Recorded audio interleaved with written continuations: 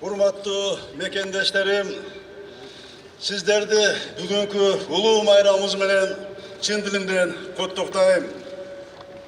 Erkindik ata-babalardan kanı menen koşo aylanıp, canı menen koşo yaşagan muğunda muğunga jetken ulu dövlet. Urpaktan urpakka ötüp gelgen könörgöz muras. Kança kılımдар öttü, kança muğundar almaştı. Kança ömürler kıyılıp, kancıga da baş ketti, nayz uçunda can ketti. Bирок erkinlikti süygön, kırgız жүрөгүндө, egemendik degen ümit öçpöy, erkinlik degen eң жашап келди. 28 yıl murda kolgo тийген көз карандысыздык, жараткандын буйругу менен азыркы муунун энчисине биздин заманга туш келди.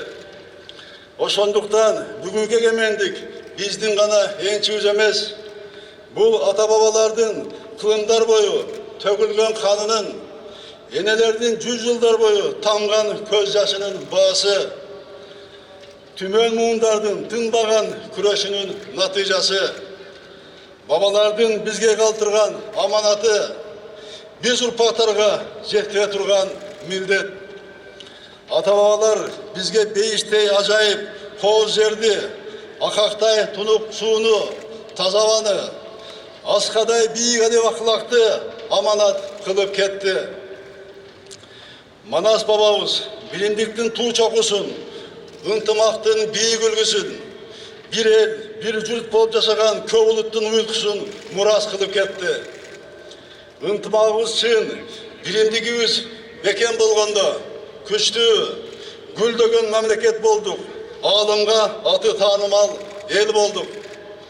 Журттун ынтымагы, билимдиги жок болгондо, элибиз мамлекеттин эркиндигин жоготту, азып тозду. Тагдырдын татаан мезгилдеринде да өз алдынча мамлекет болуу деген эңсөө өчкөн жок. Мамлекеттик үчүн болгон күрөш тынган жок. Манас эпосунда айтылгандай, түгөнгөн сайын түтөгөн, кырылган сайын күчөгөн журт болдук. Мамлекеттилигибизди чындадык, дүйнө өлкөлөрүнүн арасында өз ордубузду бекемдедик. Эгемендиктин, мамлекеттин ээси эл, бүгүн элибиз үчүн, мамлекетибиз үчүн эң ыйык күн. Урматтуу мекендештерим, биз бабалардан калган эркиндикти, көз карандысыздыкты, мамлекеттүүлүктү гана эмес, урпактарга өнүккөн мамлекетти, гүлдөгөн жерди, дени сак, билимдүү, заманбап коомду калтырышыбыз абзел. Саясат менен аскери алектенин азайтып, экономикалык жана социалдык актуалдуу маселелерди чечүү биздин милдетибиз. Баарыбыз жапа-тырмак жаратмандыкка багыт алуубуз зарыл. Буга чейин башталып, саясий себептер менен солгундап калган реформалар кайра жанданат, күчтөнөт. Элдин үнүн угуп, журттун талабын аткаруу үчүн жүрүп жаткан реформаларга жаңы дем беребиз. Соттук укуктук адилеттигин, мамлекеттик башкаруунун ачыктыгын, аймактардын өнүгүүсүн, өлкөнүн санариптестигин камсыз кылууда конкреттүү жыйынтарга жетебиз. Экономикада, билим берүүдө, саламаттык сактоодо, коопсуздукту камсыз кылууда, демократияны бекемдөөдө жаңы демилгелер ишке ашырылат. Кемеңгер элим, кадырлуу журтум, эркиндикти, калыстыкты туу туткан мекендештерим, алдыга койгон максаттарга жетүү үчүн бийликтин тазалыгы аба менен суудай керек. Бийлик таза болсо, эл ар дайым аны колдойт. Тилекке каршы чейрек кылым ичинде бийлик бутактарында коррупция, улуттук трагедияга тете көйгөй болуп калды. Бийлик элге кызмат кылуунун, өлкөнүн адилет башкаруунун эмес, байлык жыйноонун булагына айланган. Таза, абирди бийликти бышыктап, мамлекеттик бийликти таза болушун камсыз кылуу абдан зарыл. Кырак элибиз байыртан эле бийликтин кадырын, баркын, тазалык менен калыстык аркылуу баалап келген.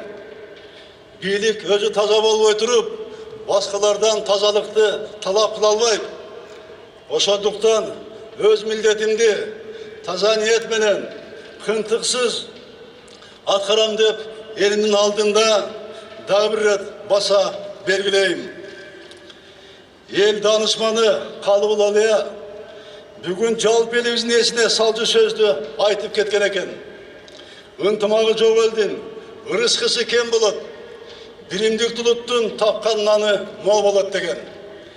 Улуу көсөмүбүз баардык улуттардын ынтымакта, биримдикте жашоосун көздүн карегинде сактоону мурас кылып кеткен.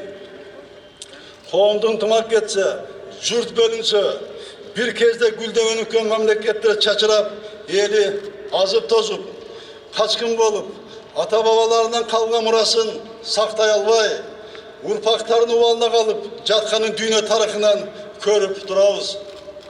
Oşonduktan uluttuk birimdigibizdi, ıntımağыбызды bekemdep, өлkө tağdırın, el tağdırın bağrından jogorу koyup, тынчтыкты көзүбүздүн карегинде сактайлы. Biz dünya vatandaşlığına turuştuk berip, bir el, bir jurt bolup, urpaktarga önükön өлkөнү kалтырууга милдеттүүбүз. Ал үчүн түндүк түштүк деген түшүнүктү көңүлдөн гана эмес, көкүрөктөн, жүрөктөн жууп таштап, келечекке көздөй сапар алуубуз зарыл. Залкар замандашыбыз Чыңгыз Айтматов айткандай, түштүк менен, түндүк менен түштүгүбүз куштун эки канатындай, экөө бирдей күйлөнгөндө гана бийиктерге жетебиз деп айтып кеткен. Кыргыз элинин жоопкерчилиги өз айланасына өлкөдө жашап жаткан баардык улуттарды баш коштуруп, жалпы элдин биримдигин сактоо, тарыхтын татаал жолунда эчен сыноодон өткөн элдин урпактары экенибизди, кылым карыткан улуу тарыхка ээ экенибизди көкүрөктө бекем кармайлы. Улуттук көрөнгөнү, намысты, абийирди, кадырды бийик туталы. Урматтуу мекендештерим, барда жашоо үчүн колубуздагы мүмкүнчүлүк толук жетиштүү. Ак менен караны ажырата билген көрөкөз, кемеңгер, билимдүү жана эмгекчил элибиз бар. Казынабызда көмүрдөн баштап алтынга чейинки кен байлыктарыбыз бар.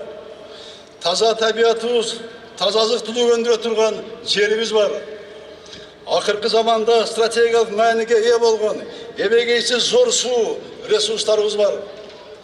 Эң негизгиси кыргыз эли улуттун бийик рух, намыс, акылмандык менен улуу көчүн улап келет. Азыр заман өзгөрдү. Dünya ekonomikasının жүзүн анықтаған жаңы илимий жана маалымат технологиялардын заманы.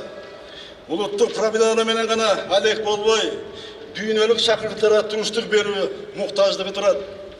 Биздин максатыбыз заманбап коомдо, өнүккөн өлкөдө жашоо.